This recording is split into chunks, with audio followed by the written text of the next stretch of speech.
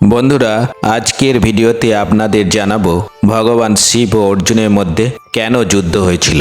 এই কাহিনীটি মহাভারতের বনপর্বে আছে এবং ভাগবত পুরাণ ও শিব পুরাণে বর্ণনা রয়েছে। বন্ধুরা, বিভিন্ন পুরাণে বিভিন্ন রকম বর্ণনা রয়েছে। আমি মূলত মহাভারত ও শিব পুরাণের যে বর্ণনা আছে সেখান থেকে সংক্ষিপ্ত আকারে বলবো।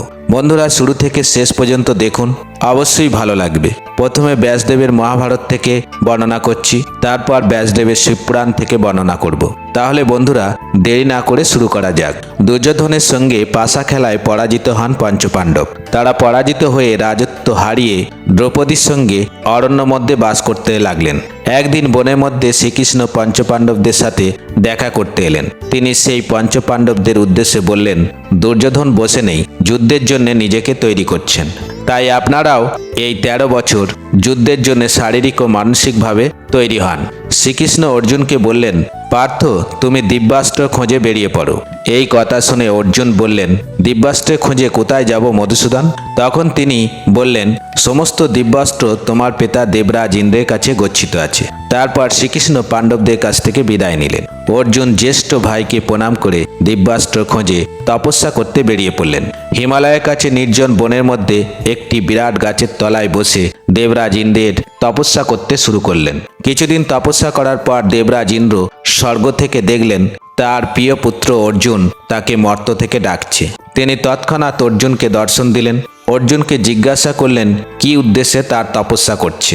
তখন অর্জুন বললেন, হে পিতা, আমার দিব্যাস্ত্র প্রয়োজন, আপনি আমায় দিব্যাস্ত্র প্রদান করুন। এই কথা শুনে দেবরাজ ইন্দ্র বললেন, হে অর্জুন, দিব্যাস্ত্র পেতে গেলে তোমাকে সর্বপ্রথম দেবাদিদেব মহাদেবের তপস্যা করতে হবে।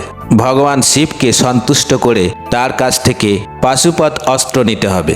তারপর তোমার জন্য স্বর্গের দুয়ার খুলে যাবে। এই কথা শুনে অর্জুন দেবরাজ ইন্দ্রকে প্রণাম করলেন। ইন্দ্র ওখান থেকে অদৃশ্য হয়ে গেলেন। অর্জুন পুনরায় ভগবান শিবের তপস্যা করতে বসে পড়লেন। এই খবর দুর্যোধন তার চর মারফত জানতে পারলেন। মুগ নামে এক দৈত্য শূকরের রূপ ধারণ করে অর্জুনের সামনে উপস্থিত হয়। এই দৈত্যকে দুর্যোধনই অর্জুনের কাছে পাঠিয়েছিলেন। সেই বুনো শুয়োর হুঙ্কার করতে করতে অর্জুনের দিকে এগিয়ে আসছিল। অর্জুন তৎক্ষণাৎ নিজেকে রক্ষা করতে শূকরটিকে লক্ষ্য করে একটি তীর ছুড়লেন।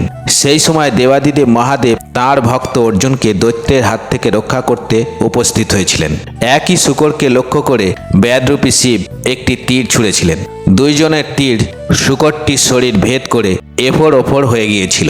শূকরটি বিকট শব্দ করে প্রাণ ত্যাগ করল। এরপর দুইজনেই দাবি করলেন, এই শূকরটি আমি মেরেছি। ব্যাদ বললেন, আগে আমি মেরেছি। অর্জুন বললেন, আমি আগে মেরেছি। কে আগে মেরেছে তাদের মধ্যে মীমাংসা না হয়, কেউ নিজের দাবি থেকে সরে না আসায় শুরু হলো যুদ্ধ।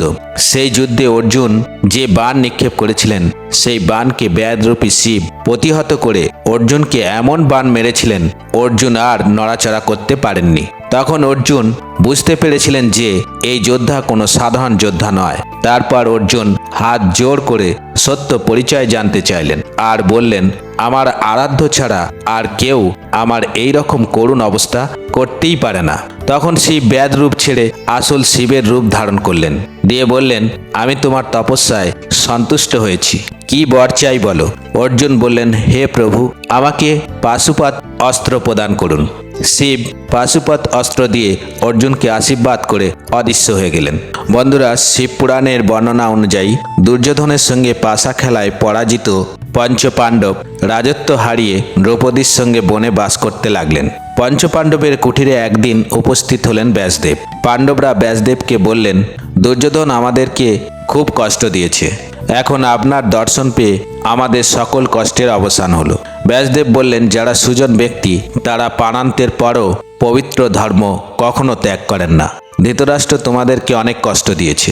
এই সংসারে যে প্রকার বীজ বপন করা হয় তেমনই অঙ্কুর হয়। দুঃখ করো না, তোমাদের ভালোই হবে। তারপর ব্যাসদেব পাণ্ডবদের বললেন, আমি সব সময় শিবের সেবা করি, তোমরাও শিবের সেবা করো। কিছুক্ষণ পরে ব্যাসদেব বিচার করে বললেন, তোমাদের মধ্যে অর্জুনই শিব পূজার যোগ্য।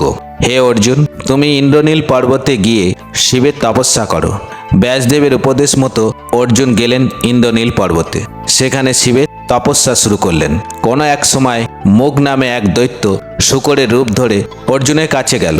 সেই মায়াবী দৈত্যকে দুরাত্মা দুর্যোধনই পাঠিয়েছিলেন অর্জুনের তপস্যা ভঙ্গ করতে। সেই শূকর তার তপস্যায় বিঘ্ন ঘটাতে পারে এই চিন্তায় অর্জুন ধনুকে শট যোজনা করলেন। এদিকে অর্জুনকে রক্ষা ও পরীক্ষা করার জন্য শিব এলেন ব্যাদের রূপ ধরে। শূকরটি ছুটে আসছে অর্জুনের দিকে, তার পিছন পিছন ছুটে আসছেন ব্যাদরূপী শিব। শূকর যখন অর্জুনের কাছাকাছি তখন শিব ও অর্জুন একই সঙ্গে বাণ নিক্ষেপ করলেন শূকরকে। শিবের বাণ লাগলো শূকরের পিছন দিকে আর অর্জুনের বাণ লাগলো শূকরের সামনের দিকে। এইভাবে উভয়ের এই বাণাঘাতে শূকর সেইখানেই পড়ে গেল। সে ছটফট করতে করতে মারা গেল। সেই সময় মুগ দৈত্যের আসল ভয়ঙ্কর রূপ দেখা গেল। শিব সেই বাণ আনার জন্য একজন ভৃত্যকে পাঠিয়ে দিলেন। অর্জুনও সেখানে গেলেন আর সেই ভৃত্যরূপী ব্যাদকে গালাগালি দিয়ে তার বাণটি নিয়ে নিলেন। ভৃত্য গিয়ে শিবকে সব বলল। তারপর শুরু হলো শিব আর অর্জুনের যুদ্ধ। শিব আর অর্জুনের মুখোমুখি যুদ্ধে শিব অর্জুনের সব অস্ত্র বিনষ্ট করে দিলেন। এরপর অর্জুন গাছ আর পাথর দিয়ে যুদ্ধ করতে গেলেন, তাও বৃথা হলো। তখন দুজনে ঘোর মুষ্টিযুদ্ধ শুরু করলেন। ব্যাদের বাহু পাশে আবদ্ধ হয়ে অর্জুনের শ্বাসরোধ হলো।